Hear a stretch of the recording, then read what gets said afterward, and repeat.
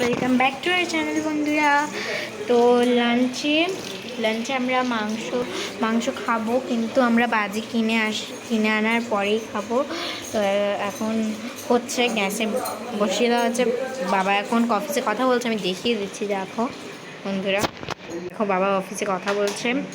তো এখানে রেডি হয়ে গেছে, আমিও রেডি হয়ে গেছি, মাংসটা তৈরি হয়ে যাচ্ছে। দেখো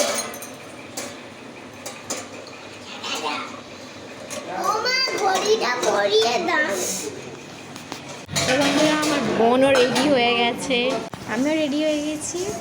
আর এবারে আমাদের সামনেটাও দেখিয়ে দেবো। আসলে এখন সকালে না, তাই আসলে মানে বুঝতে পারবে না লাইটিংটা। দেখো সব লাগিয়ে দিয়েছে, সব লাগিয়ে দেওয়া আছে।